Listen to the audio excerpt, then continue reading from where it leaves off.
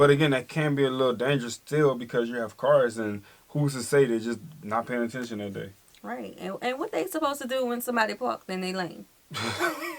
You can't go around. Then where they gonna go?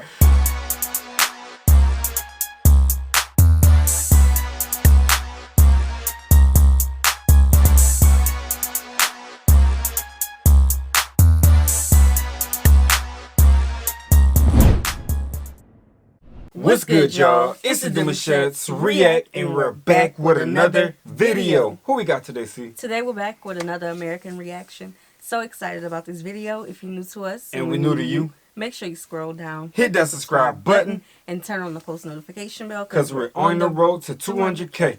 And we cannot get there without you guys, alright? Join the family. Without further ado, let's get into the video. Let's get it. No, I'll die.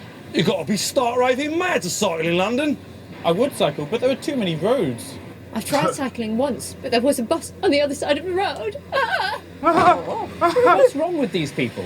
Cycling is good exercise, it's free, it's fun, you can change your route as you please, you can park anywhere, it's usually faster than the bus, sometimes faster than the tube, and yet for some reason, cyclists in London are still a rare and strange breed. What's going Why on? isn't cycling normal in London? Is it to do with the way the streets were built? Or is it something embedded in our culture? Or is it a complicated and nuanced mixture of the two, combined with several other surprisingly interesting factors that will take about 10 minutes to discuss? Okay, shout out to the personalities, man. Shout out. Cycling infrastructure in London has been around longer than you might think. As far back as the 1930s, when hardly anyone drove, the wise town planners decreed that cars and bikes don't mix. New suburbs in Morden, Perivale and Romford were furnished with shiny, wide, segregated cycle tracks. The first of its kind was opened by Transport Minister Leslie Hoare-Belisha in 1934, but they weren't really used much. Cycling groups at the time hated these so-called cycle tracks. They were worried that they'd be forced to use them and then banned from regular roads. Indeed, that's exactly what Leslie Hoare-Belisha wanted, saying that cyclists were the most dangerous people on the road today. Oh, wow. So a cycling revolution never came, but a new revolution was just around the corner. Introducing the new car. Think you can't afford a car? Thanks to technology, the new car is more affordable than ever. You can afford the new car. With a new car, you can drive around in your new car. Do you like your new car? I love my new car.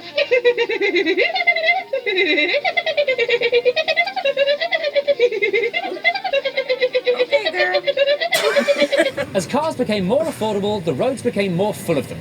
And so, the 1960s planners, in their finite wisdom, altered London's existing streets to make more room for cars, and cyclists were completely forgotten about. Historic Hyde Park Corner was turned into a massive scary roundabout where every lane is the wrong lane. So was Archway, Elephant and Castle, Waterloo and Hammersmith. The Westway was built, and nearly all the 1930s suburban cycle tracks disappeared, some becoming lanes for cars, others becoming parking spaces. Unsurprisingly, over the next few decades, the number of cyclists in London plummeted. Ow! This terrifying video from about 1984 and a half, which, believe it or not, is trying to promote cycling in London, shows just how treacherous and horrible life on two wheels had become. It was cars one, cyclists... Nah, you gotta think about it. Before bike lanes, they had like these long distance cyclists who would be in the road, and you have to drive behind them, and then they would have to do a hand signals for you to go around them, bro. And that was like, you're in the way. They still be in the road. Even though they have their own lanes here, they still be in the road. Yeah, and nothing against the cyclists. I mean, I'm all into riding bikes. Grew up riding bikes. I feel like bikes is very healthy, it's energetic. You get to actually enjoy it, but it's time consuming. You get nowhere fast. You get nowhere fast. People went by you and went home at the same time. It's like. But okay, so before like the bike lanes became like a big thing, we used to ride our bikes on the sidewalk. Yeah. What's wrong with that? We used to fight to keep sidewalks alive. Yeah, what's Like wrong we with used the to tell sidewalk? people we needed more sidewalks in the neighborhood. You know what I'm saying? So it's like, yeah, I feel you on that. dead.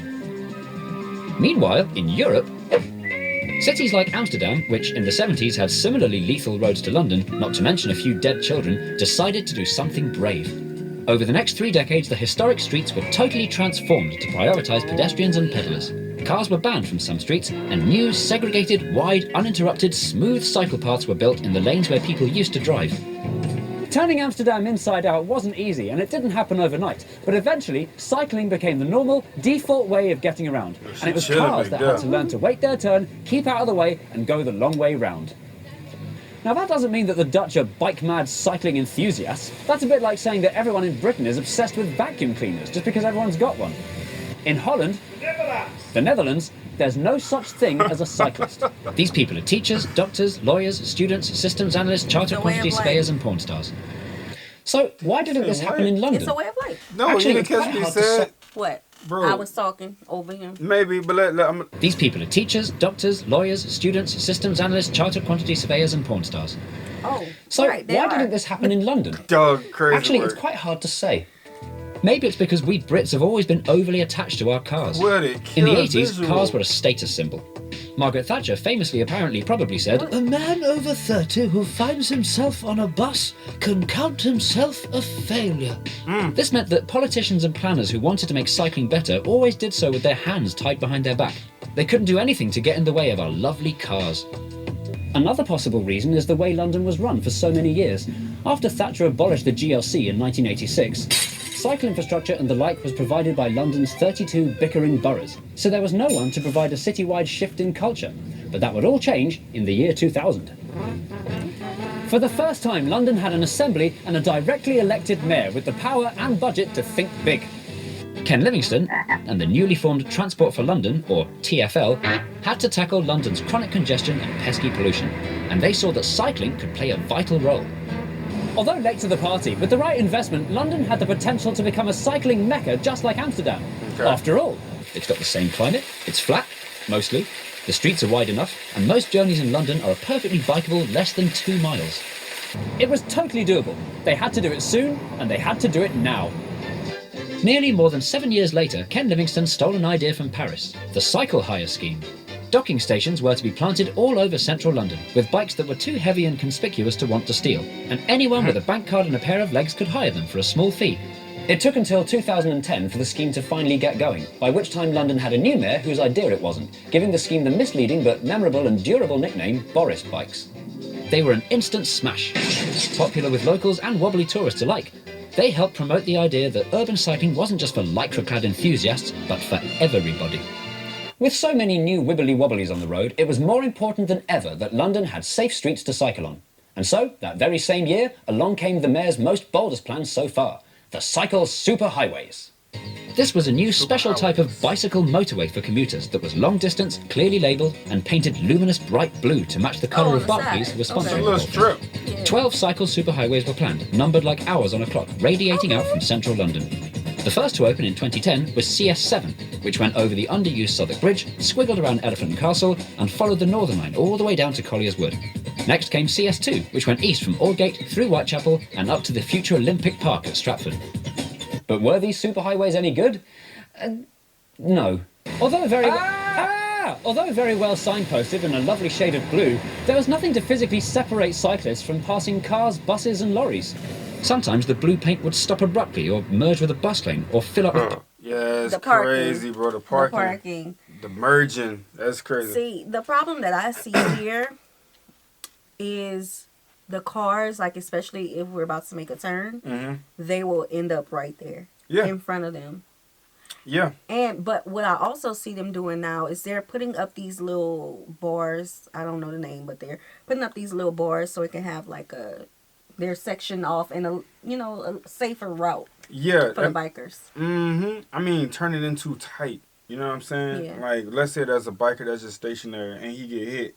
It would be the car fault because you in the blue. Right. You know what I'm saying? So that's Right. there's the people are now in a position to get more tickets. And I'm thinking they can even get more tickets if they're driving in the blue lane too. Like, y'all have to Yeah. help us out with that one. But it sounds like it's lawful. Like, you driving in the blue, they're supposed to be bike speed. They're not cars. So I expected them to have their own highway when they say super highway. yeah. This is just Yeah. marketing. I mean, but even that though, like with the blue, they have a straight shoot. But again, that can be a little dangerous still because you have cars, and who's to say they're just not paying attention that day? Right. And what they supposed to do when somebody parked in their lane?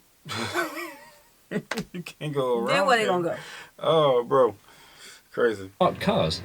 Timid new cyclists, the very people this scheme was designed to make feel safe, didn't feel safe at all. Come on, okay. More worryingly, new-ish and confident-ish cyclists were lulled into a false sense of security. They'd start on an easy bit, and then, when the blue paint ran out, splat. Venera Minechmatova, a 24-year-old Russian businesswoman, was killed by a lorry at the notoriously inadequate Bow interchange, one of 5 cyclists to die on the capital streets in just 2 weeks. It led to protests calling for the mayor and TfL to stop killing cyclists. A closer look at the original superhighway designs reveals that they were dangerously ill thought through. According to this map, CS11 was supposed to go up the very narrow Kilburn High Road. And where exactly was that meant to go? So TfL went back to the drawing board and took it more seriously this time. The next generation of cycle superhighways from 2013 onwards was a massive improvement. Physically separated from traffic with features like dedicated traffic lights and floating bus stops, these were proper cycle paths, worthy of the Dutch. Have these new superhighways been a success? Yes. Cycling on these routes has increased a whopping 60%. At rush hour, 60% of all journeys are bikes. They even have cycling traffic jams. It demonstrates quite demonstrably that if you build it, they will come. Yeah. Spurred on by the success of the cycle superhighways, the city was starting to send itself cycling silly. Look! Torrington Place is closed to cars westbound. Look! Bank Junction is buses and bikes only on weekdays. Look! Camden are filling their streets with armadillos. Armadillos! We're even starting to correct our mistakes from the 60s, turning former big scary roundabouts into much safer, albeit confusing, two-way inside-out question mark-shaped junctions. In Archway, Elephant and Castle, Waterloo. Oh, Not wow. Hammersmith though, it's too late for Hammersmith. So changed it up. everybody's happy. Or are they? The cycling revolution has attracted criticism from some groups like... Bad luck and you're out of time. But you did very well. You did the history, you did the superhighways, you even went to Amsterdam. But there's still so much more to talk about. Will you come back for part 2? Yes, I will. Excellent. We look forward to it, don't we? See you after the break.